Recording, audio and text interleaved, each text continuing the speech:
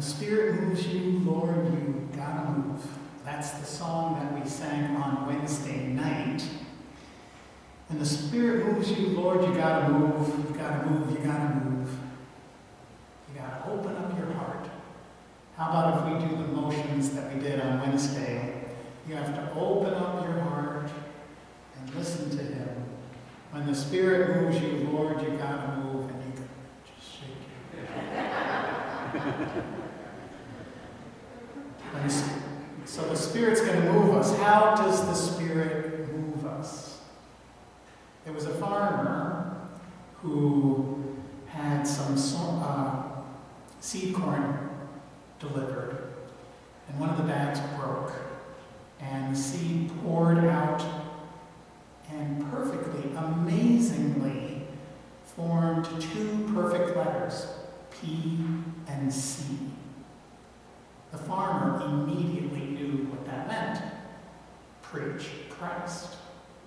So he sold the family farm and used the proceeds to register for seminary. He was a very smart farmer. He was a very poor seminary student, and he flunked out. But he took the rest of the money and he enrolled in another seminary and flunked out, and another seminary and flunked out, until he was bankrupt and depressed, and he died.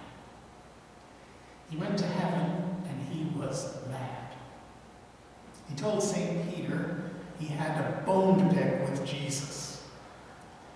St. Peter smiled and said, "Not another one." So he paged Jesus. Yeah, they're still using pagers in heaven. And Jesus came in and said, "Joe, how you doing? So good to see you." And Joe said, "Well, I'm dead and I'm mad." "What are you mad about?" "Well, you sent me a message." "Yep, that's right." You said PC. You said, "Yep, that's right." "So why are you mad?" "Well, I tried to preach Christ, but I just couldn't. And I lost my family farm, and I got depressed, and I died." He goes, "Preach Christ?" He said, "Yeah, PC." He said, "I told you to plant corn." But seriously, how does the Spirit move us? Maybe we'll have a dream like Joseph, or maybe we'll have a vision like John. But I think more than likely, we'll get a feeling or an urge, something that inspires us to do something. Have you ever had an urge to do something? I mean, besides get off the couch and grab a handful of cookies. I've had too many of those urges. Some of those urges that we have could be the Holy Spirit. Some of those urges could make the difference in other people's lives. It could be a little thing, it could be a huge thing. Maybe you have an urge to call or text a family member and see how they're doing. That would not be a bad thing these days. Maybe you have an urge to contact a friend who's sick or is hurting. I had an urge on Wednesday. Wednesday was Administrative Assistant Day. We here at First Lutheran have an administrative assistant named Glenda. Maybe you've met her. Glenda works hard and she loves kids. One of the favorite things she does here at First Lutheran is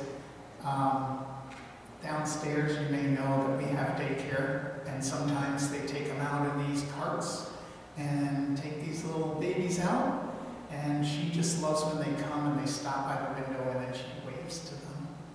She loves kids. So I thought, what about our Wednesday school?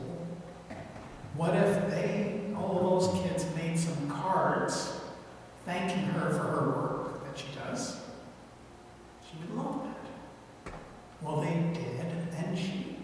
she loved that. She got a whole bunch of cards on her desk. About a year ago, the police were called out to a case. They arrested a man, and there was a girl there.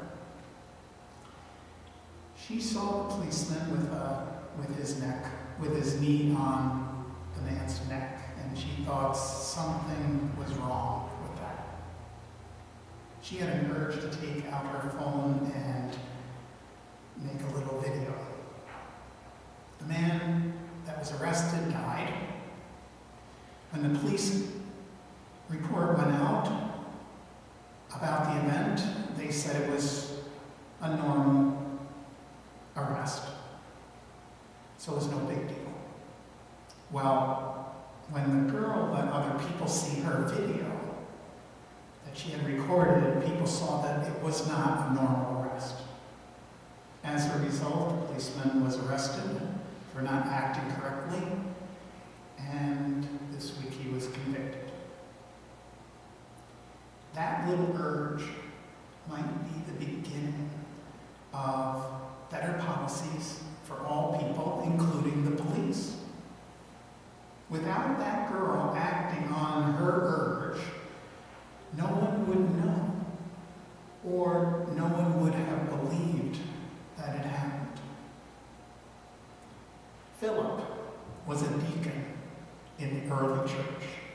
You may remember last week we talked about how some of the widows weren't getting any food, and so they appointed 7 men to help feed them. And one of them was Stephen. And we heard all about Stephen. Another one was Philip. You remember Stephen was stoned to death through persecution. And because of that persecution, many Christians were sent out of Jerusalem. And God used that spreading out to spread the good news of Jesus. Well, Philip had an urge, had a feeling to talk to the Ethiopian eunuch. Eunuchs were usually slaves who were mutilated so that they wouldn't mix up the royal family blood. But then this guy must have been really smart because he was put in charge of the entire treasure. The Ethiopian eunuch was probably a Jew, since he had been worshiping in the temple, and he was reading from the prophet Isaiah. Since he was black and a eunuch, he could be a Jew, but he was limited to his involvement. There were certain areas he couldn't go into, for example. And the reason that he was limited is because he couldn't have kids. And probably also because he was black. Even so, the Spirit wanted Philip to talk with him. The Ethiopian man was reading from the prophet Isaiah, and in his chariot, the Spirit told Philip to join him. Philip and the Ethiopian discussed the reading that was about Jesus. The Ethiopian eunuch asked what was preventing him from being baptized. So Philip baptized him. The Ethiopian church is one of the oldest Christian churches. And they love this story. They look to the Ethiopian eunuch as one of their heroes, one of their fathers. Interesting. He couldn't be a father, but in a way, he is. What if Philip would have ignored the urge of the Spirit? We all have urges and feelings from the Spirit. Maybe to share the love of Jesus, maybe to share our personal love, maybe to help someone who is in danger or hurting. Maybe we have urges to stick up for someone who isn't being treated right. I think we all get urges from the Spirit. I want want you to open up your heart and listen to the Spirit. I don't think you'll have much problem figuring out whether Jesus wants you to preach Christ or plant corn.